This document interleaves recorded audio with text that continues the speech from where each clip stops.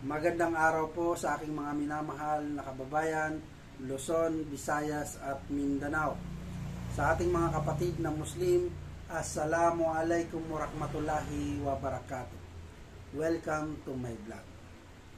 Narito na naman po tayong muli para sumagot sa ating mga katanungan. Pero bago yan, sa mga hindi pa nag-subscribe, pwede po bang pakiclick muna ang ating subscribe button? Maraming salamat po.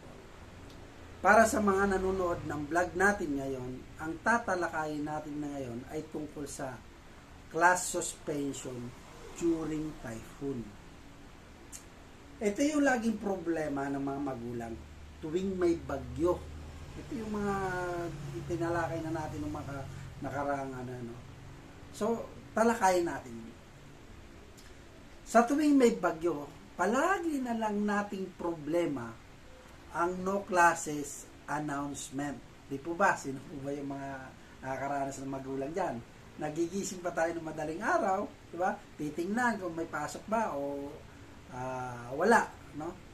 So, alam nyo, dapat gawin nating maaga ang announcement para maiwasan ang pagpasok ng mga estudyante bago pa magkansila.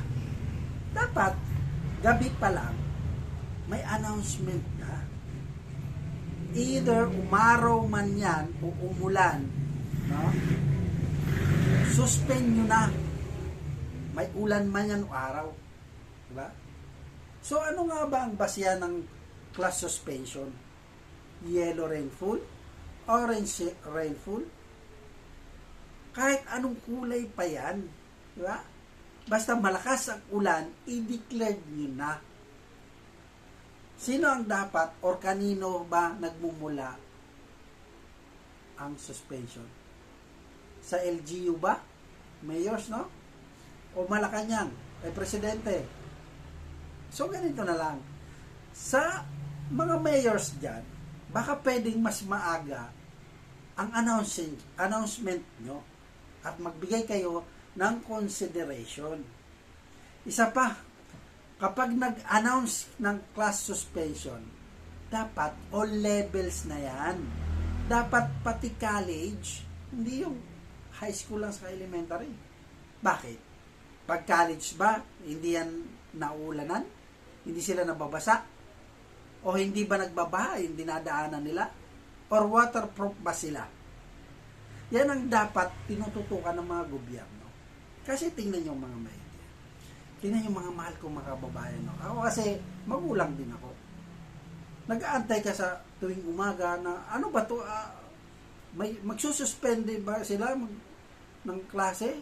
Kasi, naulan, malakas. Diba? Hindi ko naman sinasabi na napakahina ng ating mga namumuno na, o wala lang talaga silang, ewan ko ba, hindi ko naman sinasabi na wala silang pakialam, no? Kasi, dapat ganito. Gabi pa lang, ina-announce na nila yan para alam na ng magulang kung anong gagawin. Bakit? Ang mga magulang kasi ang siya nagpe-prepare para sa mga anak nila, no? Sila yung gumigising, sila yung naghanda sa mga ano nila. Tapos ito pang masaklap. Karamihan at laging nangyayari ito. Pang umaga, di ba? Pagpasok nila sa umaga, nandun na, inaabot na sila ng ulan, di ba? Basa na yung magulang, di kaputi si anak, di ba? Nandun na sa sa school. Lakas na ng ulan. Pagdating doon, saka pa lang magde-declare ng no classes, no? Nagsuspende na sila ng klase. Imagine niyo yan, nandun na. Tapos yung iba, na hindi pa nabasa yun, maghahatid. Pagdating na sabi ng gwardiya, wala pong pasok. Sinuspindi na. Ganun kahina yung... Alam nyo kasi, nakakainis lang talaga. No? Parang lang talaga na matapos itong mga namumuno sa atin, kapag election day, harap-harapan, magpapalitan kayo ng mukha. Diba? Tapos pag namuno na sila, nandyan na sila, wala na. Pero ito na naman ngayon. Kita mo na yan. Grabe na naman. Wala talaga. Paulit-ulit. Kasi dapat kasi. bagong buka na dapat ang ilagay nyo. Yung mga, meron dyan yung mga luma na, palitan naman natin na, or kaya yung ilagay na lang natin dyan, talagang yung nakakagawa ng mga bagay na nandyan sila.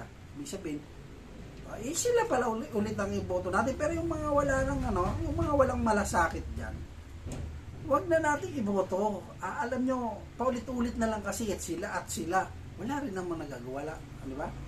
Bigyan naman natin, ng chance ang mga bagong muka. Malay nyo, sila yung may puso talaga na gusto maglingkod. Sila yung nais, ipadama, kasi sila yung nakakaranas at nakakaalam talaga ng kahirapan o ng kailangan ng mga tao. Ang mga yan kasi pag nakaupo na, sila at sila pa rin, wala talaga nangyayari. Kaya hindi talaga umusad ang ating bansa. Dito pa lang sa announcement ng pagsususpende, di ba? Ay, napakababagal. Talaga, napakababagal. Yan ang inano ko. Ano ko yan? Ayaw ko lang magpangalan, pero isa na sa lugar ko. Ang bagal talaga. Nakapasok na, pauwi na lang. Di ba? Ganun ka, yung natin sa namamala. So, yun lang naman po, palitan na natin yan. Ito, oras na naman eleksyon. Kanya-kanya na naman pasikat, kanya-kanya na naman paalam, nakala mo, mga santo, yung pala, ganun at ganun pa rin. Huwag na tayong paluloko sa mga pangako, puro na lang pangako, yung action, di ba? Action agad, di ba? Parang, natin, tingnan natin kung anong magagawa ng mga bago. So, tingnan nyo maigi, yung mga nakalista dyan, tingnan nyo yung mga bago. Mga dati yung mga may malasakit lang, yun, ibalik. Iba? Ayan. So, para sa may mga katanungan dyan, mag-comment lang po kayo. Kasi, especially yung mga magulang, mag-comment po kayo dyan. Para kalampag natin itong mga to. Kasi ko sa mga pagsususpend din nila ng klase, trabaho, diba? Dapat all levels pati college, walang parang pumasok kayo, baha. May college din tayong anak, kaya alam natin yan. So, mag-comment po kayo dyan at siguradong sasagutin ko yan sa abot ng aking makakaya. Hanggang sa muli, Robert Caballero agad. Tandaan, pag may tanong, sagot agad. Marami pong salamat sa ingat po lagi.